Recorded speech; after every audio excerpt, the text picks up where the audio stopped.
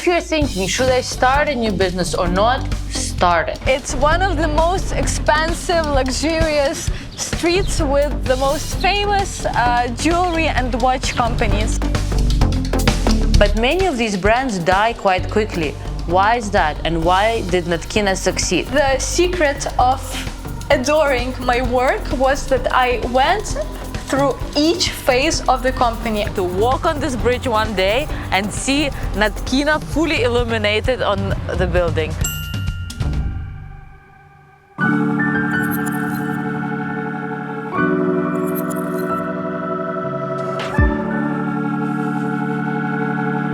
Hi, I'm Martina. And I'm Zarina. And we are sisters. We run jewelry businesses in different countries and in different ways. We are from a dynasty of jewelry makers. And we want to show you how young women can run a successful business and achieve their goals, to motivate you to maybe do the same or to start your own projects. I run my own company, and today I'm going to tell you how a girl can manage and operate her own business.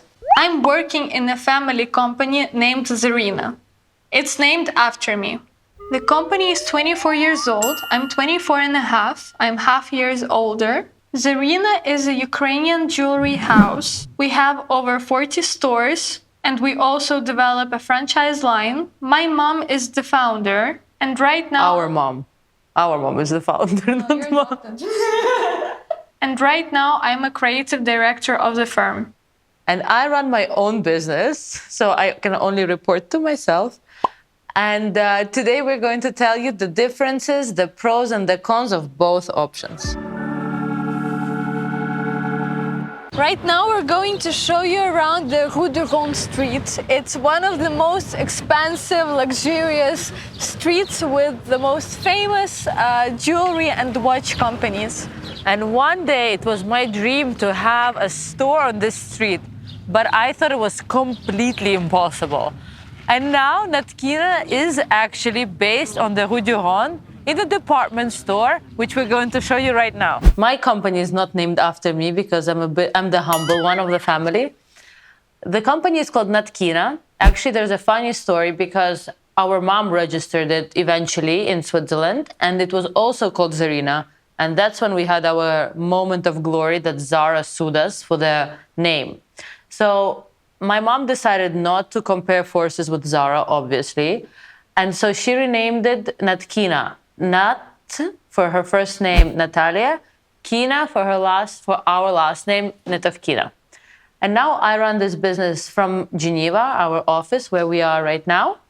And we have retail stores all over Switzerland and abroad. So the reason why I didn't want to go into family business is because I cannot take orders from anyone. I want to be my own boss, make my own decisions, and if something goes wrong, I only have myself to blame. So we're at the famous Rue de Rome street. Here you can see Harry Winston, Graf, Adler, and all the most famous jewelry companies, including Natkina. Actually, it's super hard to find a rental space here. It costs the most insane amounts of money. I actually checked for one store that was in a corner, super small. It was 20,000 francs a month.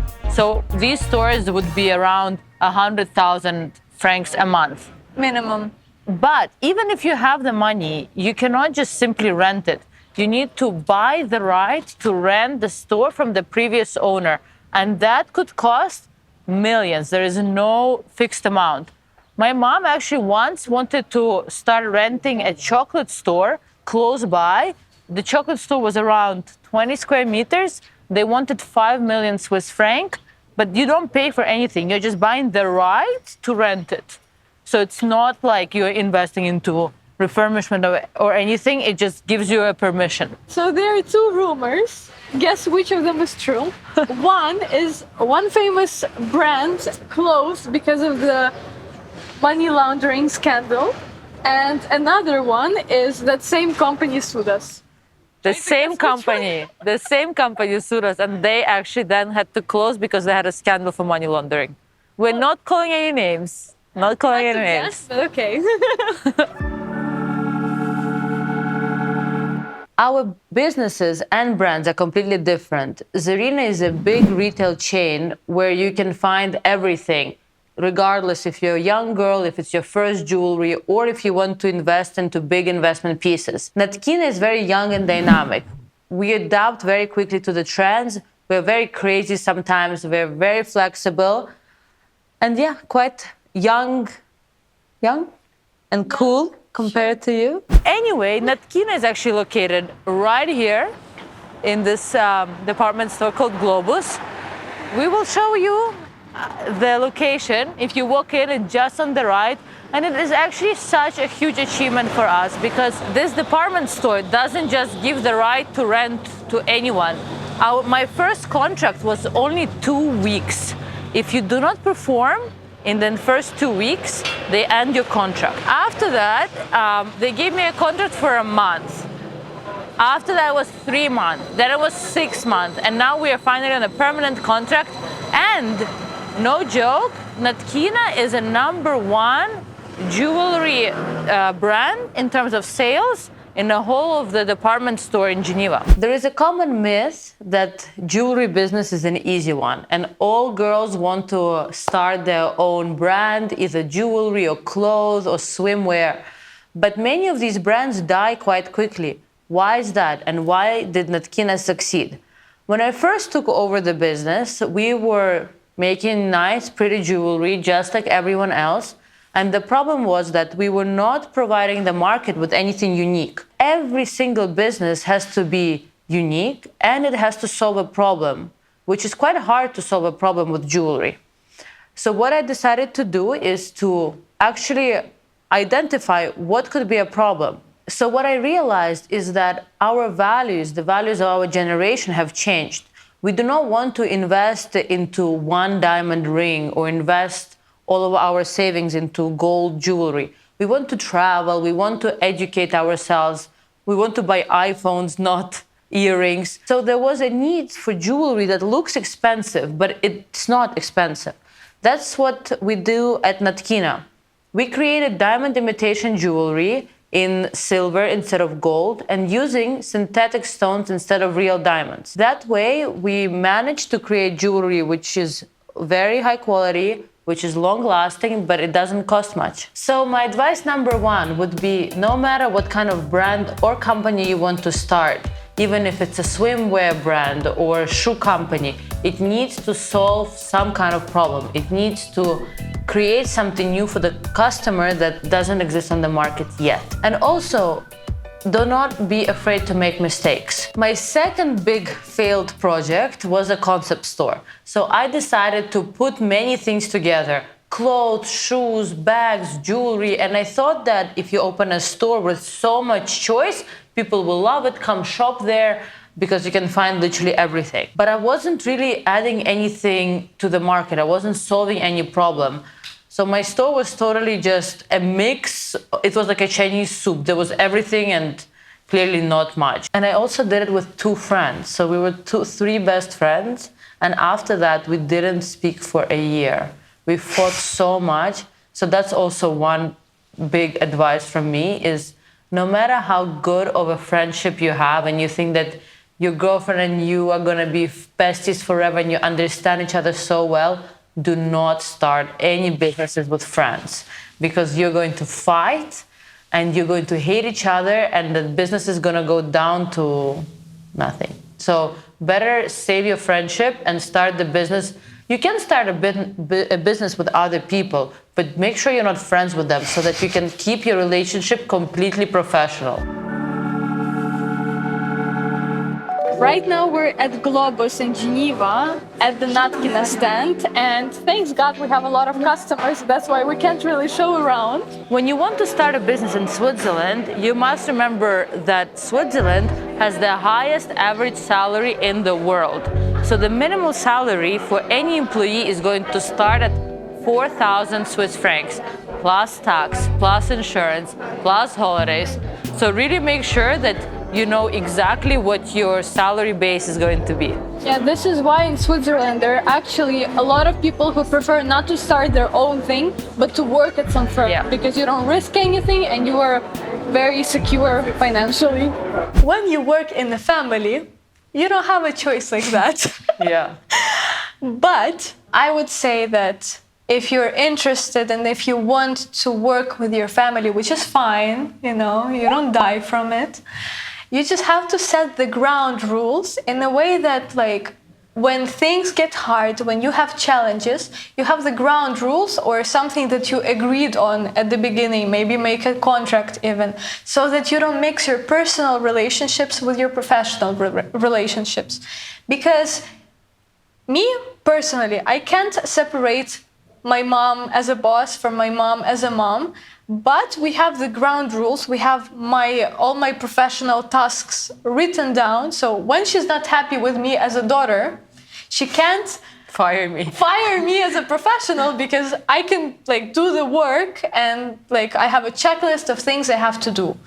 And this concerns daughter-mother relationship, sister-sister relationship, or friends. So first tip from me is to set the ground rules. And if you create something new together, make sure you write down on which terms would you end things. Like, even if you believe that you're going to create a unicorn company that's going to bring you millions, if you decide to go separate ways in any moment, on which grounds? When I started working at ZARINA Jewelry House, for me it was crucial to adore and enjoy what I do.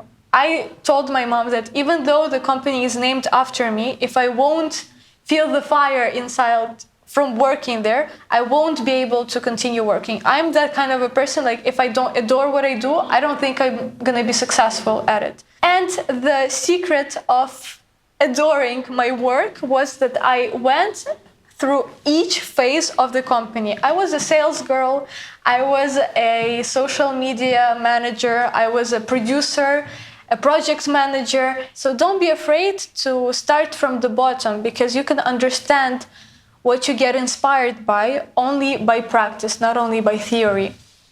And this way you can for sure find the niche that you're going to enjoy working in. And don't forget that the most important part of every business is your cash flow.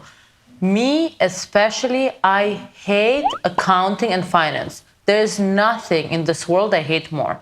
I like creating jewelry, doing collaborations, marketing, Instagram, whatever, events, whatever, but not the finance part. And I think there are many people like that, because you want to focus on your passion. You don't want to focus on what the costs are and if your balance sheet is matching. I hate that. But it is actually the most important part of every business. You're going to save yourself a lot of time and mistakes if you start your accounting from the beginning. Hire an accountant. Do not try to be good at it if you're not good at it. Delegate these jobs to people who actually like doing them. But you must either do it yourself or have somebody, a professional, who is going to help you with your accounting system, so you know exactly which part of your business are profitable, which are not, and where to focus on. What's the most difficult thing about your business? Working with family and I guess being structural. For me, I think it's actually also the fact that I'm alone. So in the end of the day, this whole corporation, and we have a lot of people employed right now, the responsibility is on me. And sometimes I'm only 29 years old. And sometimes I think to myself, I don't want to have that much responsibility. But you don't have a choice. You started this thing. You cannot just be like, sorry guys, I'm going to go on break. Like, it's your business and these people rely on you. So that's the biggest challenge. What's the most pleasant thing about your business? I honestly enjoy talking with our customers. They're my biggest motivation, because when I started going to the events where we are partners, every time people heard that I'm from ZARINA and I'm the daughter of the founder, they would come up to me and be like, I'm wearing your jewelry for 10 years or 15 years. So I bought it a long time ago and I still wear it because it's timeless. And the emotional stories behind some jewelry that my mom created, they just give me life. and I want to create more, and I want to inspire more people. And our team also, it drives me insane sometimes, but knowing that we're doing the right thing, knowing that we motivate people and give them a spark in their life, literally that. Your personal biggest challenge in your business? Well, I have this rock hanging above my head of mom casually telling me that I have to overtake the whole company and be responsible for everything and manage everything. And I'm 24 years old and I have a lot of experience, but still I'm pretty young for this kind of responsibilities, and I feel extra responsible, and I have a personal connection with our company. So any failures in the company I consider as my own. So I can't allow myself to fail in any way. And I guess it's more of a personal trouble or challenge, but I'm gonna overcome it. Well, my personal challenge is a bit more, how do you say it, abstract. In Geneva, we have these buildings with the brand names written on them, and I'm gonna show it to you later. So every big brand has rented a space on the roof of these buildings, and they're written there. So my personal challenge is that one day I'm going to walk in Geneva and I'm going to see Natkina in the middle of these brands and also be like, I did that. If you have ever been to Geneva, you must have seen these illuminated logos of watch brands. It actually started in the 1930s. And before we only had watch brands, but now there are jewelry brands, banks, and other important companies that put their logos on the buildings in Geneva. It's somewhere here, and I want to walk on this bridge one day and see Natkina fully illuminated on the building. I actually found a space. Right there, between Zurich and Cartier, there is a free spot.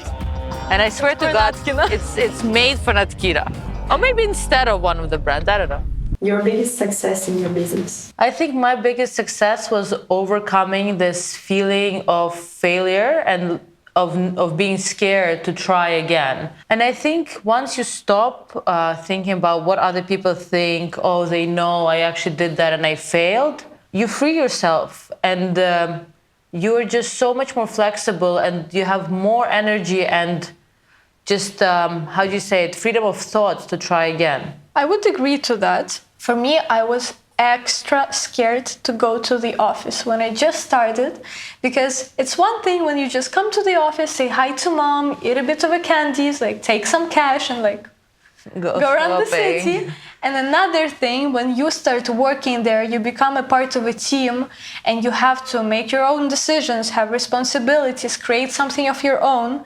And so for the first 1.5 years, I was super scared to create something, and my biggest success I find is when I actually started creating, actually started speaking up, tell about my ideas, kind of persuade to do the things that I would think of, and that brought me to the creative directing right now. And I also think for me the challenge was to own that you cannot be good at everything. Even if you own your own business, you cannot be perfect. So I had to accept the fact that I'm not good at managing people. I'm very good at creating, at marketing, at working with, department stores and signing contracts, finding new opportunities. But I'm not good as a manager.